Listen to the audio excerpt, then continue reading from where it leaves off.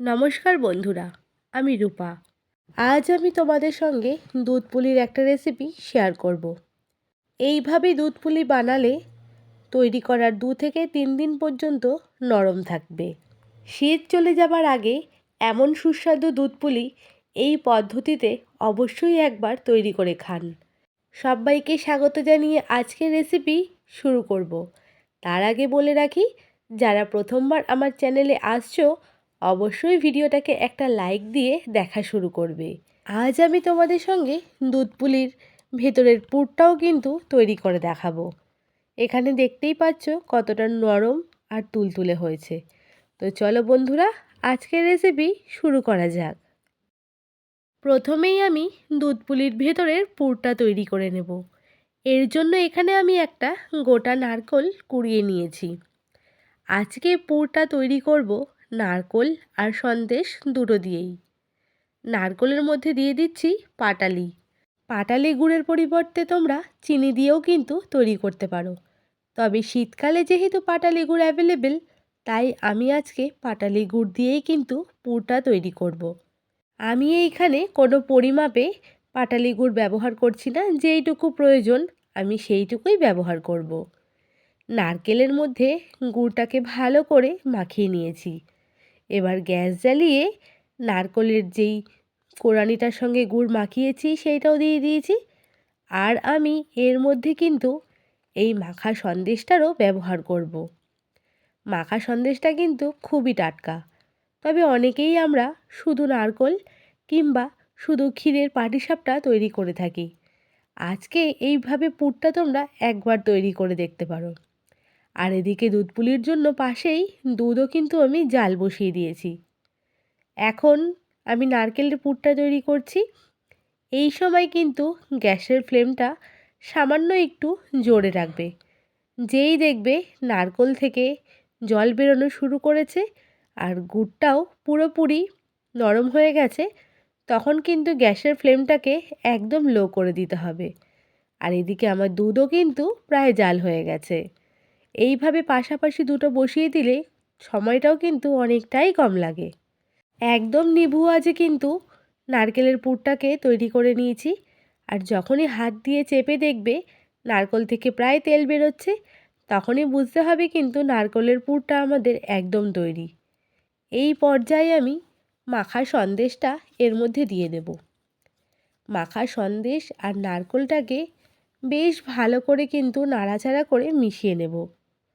সন্দেশটাও যেহেতু খুবই টাটকা, তাই সন্দেশ দিয়ে কিন্তু বেশিক্ষণ নাড়াচাড়া করার একদমই দরকার নেই। এইভাবে দুধ পুলি করলে কিন্তু দুধ পুলির স্বাদের মাত্রাটাই বেড়ে যায়। তো বন্ধুরা, আমরা একসঙ্গে ভালো করে মিশিয়ে নিয়েছি। দেখতেই পাচ্ছ পুরটা কিন্তু প্রায় রেডি হয়ে গেছে। এইটাও কিন্তু প্রায় একটু নরম নরমই থাকবে। বেশি শক্ত হয়ে গেলে কিন্তু অতটাও স্বাদ পাওয়া যাবে না। এবার এই পর্যায়ে আমি নাড়াচাড়া করে নামিয়ে দিয়ে কিছুক্ষণের জন্য রেখে দেব, যাতে সন্দেশ আর নারকেলের মাত্রাটাও সেট হয়ে যায় এবং অনেকটাই প্রায় ঠান্ডা হয়ে যায়। এই একই পুর দিয়ে কিন্তু তোমরা পাটিসাপটাও তৈরি করে নিতে পারো। পাটিসাপটার স্বাদও কিন্তু এই একই পুর দিয়ে বেশ ভালো লাগবে। এদিকে দুধও আমার জাল হয়ে গেছে। এবার দুধ পুলির জন্য আটার ডোটা মেখে নেব। এখানে জল গরম করে তার মধ্যে দিয়ে দিলাম 1/2 চামচ নুন। ভালো করে নুন আর জলটা একসঙ্গে মিশিয়ে নিলাম। এরপরে আমি এখানে দিয়ে দেব আতপ চালের গুঁড়ো। আতপ চাল দিয়ে কিন্তু দুধ পুলি করলে দুধ পুলিটা কিন্তু 2 থেকে 3 দিন পর্যন্ত নরম থাকবে। এইবার বেশ ভালো করে খুন্তি দিয়ে কিন্তু মিশিয়ে নেব। যদি এখানে তোমাদের জল লাগে তাহলে তোমরা কিন্তু গরম জলের ব্যবহারই করবে।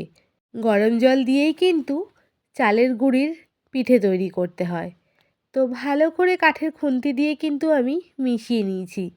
যেহেতু এই পর্যায়ে খুবই গরম রয়েছে, তাই এইটাকে আমরা খুন্তি দিয়েই ভালো করে নাড়াচাড়া করে নিয়ে ঠান্ডা হওয়ার জন্য রেখে দেব। এখানে আমি 500 গ্রাম চালের গুঁড়ির ব্যবহার করেছি। চালের মধ্যে কতটা জল লাগবে সেই পরিমাণটা কিন্তু আন্দাজ করেই ব্যবহার করেছি। তো খুন্তি দিয়ে কিন্তু ভালো করে চালের গুঁড়িটাকে মিশিয়ে নিয়েছি। এবার রেখে দিয়েছি কিছুক্ষণ ঠান্ডা হওয়ার জন্য, এবং হাতে এবার আমি অল্প অল্প করে ময়দা নিয়ে চালের গুঁড়িটাকে কিন্তু ভালো করে মিশিয়ে নেব। দুধ পুলিতে চালের গুঁড়ির সঙ্গে সামান্য পরিমাণে ময়দা মেশালে কিন্তু দুধ পুলি 2 থেকে 3 দিন পরেও নরম থাকে। তোমরা এই পদ্ধতিটা একবার বাড়িতে অবশ্যই ট্রাই করে দেখো। এখন যেহেতু চালের গুঁড়োটা বেশ ভালোই গরম রয়েছে, তাই আমি আলতো হাতেই কিন্তু মেখে বেশ খানিকক্ষণ রেখে দেব। আমাদের দুধ পুলির চালের গুঁড়ির মাখা কিন্তু একদম রেডি, প্রায় এখন ঠান্ডা হয়ে গেছে। এবার হাতে অল্প পরিমাণ ঘি মাখিয়ে ছোট ছোট লেচির আকারে কেটে গোল গোল বলের মতন করে নেব। দুধ পুলিটা তোমাদের নিজেদের ইচ্ছে অনুযায়ী সাইজ দিও, এবং সেই পরিমাপেই কিন্তু চালের গুঁড়ির গোলাগুলো কাটতে হবে। তো এইভাবে আমি চালের গুঁড়ির গোলাগুলো কেটে নিয়েছি। এবার হাতে সামান্য ময়দা নিয়ে লেচিটাকে হাত দিয়ে সাইডগুলো পাতলা পাতলা করে ছোট্ট একটা বাটির মতন তৈরি করে নেব। মনে রাখবে মাঝখানটা যাতে একটু মোটা থাকে, সাইডগুলো কিন্তু অল্প অল্প করে পাতলা করে নিতে হবে। এইবার হাতে সামান্য জল নিয়ে একদিকে লাগিয়ে অন্যদিকে জুড়ে দিতে হবে। এইভাবে জুড়ে দিলে কিন্তু দুধে ফোটানোর সময় দুধ পুলি কখনোই খুলে যাবে না কিংবা ফেটেও যাবে না। তো আমি একটা পুলি কিন্তু তৈরি করে নিয়েছি। এবার সেম প্রসেসে আরও একটা পুলিও তৈরি করে নেব। আর দুধ পুলির আকার তোমরা নিজেদের ইচ্ছে অনুযায়ী কিন্তু গড়ে নেবে। তো বন্ধুরা, আমার কিন্তু পুলি তৈরি করা হয়ে গেছে। এবার সেম প্রসেসে কিন্তু আমি আবারও পুলিগুলো তৈরি করে নেব। সবসময় কিন্তু মাঝখানের দিকটা একটু মোটা রাখবে, সাইডগুলো পাতলা রাখবে, তাহলে মোড়ার সময়তে কিন্তু মাঝখানটা একদমই ফেটে যাবে না। আর পুর কিন্তু সামান্য করেই ব্যবহার করবে। জল দিয়ে এক পাশে আঠার মতো লাগিয়ে আরেক পাশ জুড়ে দেব। ব্যাস, তাহলেই কিন্তু তৈরি হয়ে যাবে আমাদের দুধ পুলির পুলি পিঠে। তোমরা কিন্তু এটাকে স্টিম করেও নিতে পারো। স্টিম করে খেলেও কিন্তু বেশ দারুণ লাগে। স্টিম করলে তাহলে হয়ে যাবে ভাপা পিঠে। এই পর্যায়ে অনেকে আছে কিন্তু তেলে ভিজেও ভাজা পুলি তৈরি করে থাকে। তোমরা এই একই রকম চালের গুঁড়ি দিয়ে কিন্তু 2 থেকে 3 রকম পিঠে তৈরি করতে পারবে। তো বন্ধুরা, আটার গুঁড়ির লেচি দিয়ে সমস্ত পুলিগুলো কিন্তু আমি তৈরি করে নিয়েছি। আর পুলির আকারটা কিন্তু আমি একটু বড় বড় সাইজেই রেখেছি। আমার তৈরি করা পুলিগুলো কেমন হয়েছে তোমরা অবশ্যই কমেন্টের মাধ্যমে জানিও। আমি এবার একা হাতেই কিন্তু সমস্ত পুলিগুলো তৈরি করেছি। এদিকে দুধগুলোকেও ভালো করে জাল দিয়ে নিয়েছি।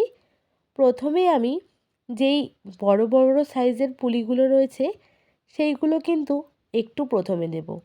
আর একটা কথা সবসময় মনে রাখবে, পুলি দেওয়ার সময় কিন্তু গ্যাসের ফ্লেমটাকে একদমই হাইতে রাখতে হবে, কারণ পুলি দেওয়ার সঙ্গে সঙ্গে কিন্তু টেম্পারেচারটা দুধের একটু লো হয়ে যাবে। তাই কিন্তু সবসময় গ্যাসে ফ্লেমটা জোরেই রাখতে হবে। বেশ খানিকক্ষণ টগবগিয়ে ফুটে আসার পরে একটা কাঠের খুন্তি দিয়ে আলতো হাতে নিচ থেকে, যাতে লেগে না যায়, নাড়াচাড়া করে দিতে হবে। তবে বেশি জোরে কিন্তু নাড়াচাড়া করা একদমই যাবে না। আবারও বেশ খানিকক্ষণ ফুটে যাওয়ার পরে আরও এক থালা পুলি কিন্তু এর মধ্যে দিয়ে দেব। তো দেখতেই পাচ্ছ বন্ধুরা, পুলিগুলো প্রায় আমার সেদ্ধ হয়ে গেছে, দুধের ওপরে ভেসে উঠেছে। এরপরে আমি আবারও আরেক থালা পুলি এর মধ্যে দিয়ে দেব। সমস্ত পুলিগুলো কিন্তু একবারে একদমই দেবে না, তাহলে তলায় লেগে যেতেও পারে, আবার নাড়াচাড়া করতে গেলে কিন্তু ভেঙেও যেতে পারে।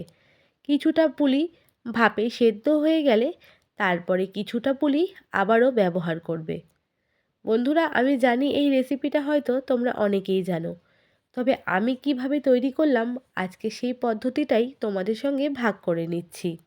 বেশ খানিকক্ষণ কিন্তু দুধ পুলিগুলো দুধের মধ্যে ফুটে সেদ্ধ হয়ে গেছে, আর দেখতেই পাচ্ছ ওপর দিকে কিন্তু প্রায় ভেসে উঠেছে।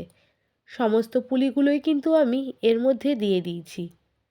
এরপরে আমি 3 থেকে 4টে এলাচ থেতো করে দুধের মধ্যে দিয়ে দিয়েছি।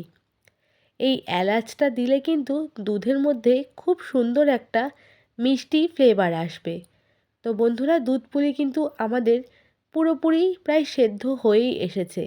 আবারও আমি আলতো হাতে নাড়াচাড়া করে নিয়েছি। এই পর্যায়ে আমি গুড়টা দিয়ে দেব। তবে সরাসরি পাটালির গুড় কখনোই দুধের মধ্যে ব্যবহার করবে না, তাহলে কিন্তু দুধটা কেটে যেতে পারে।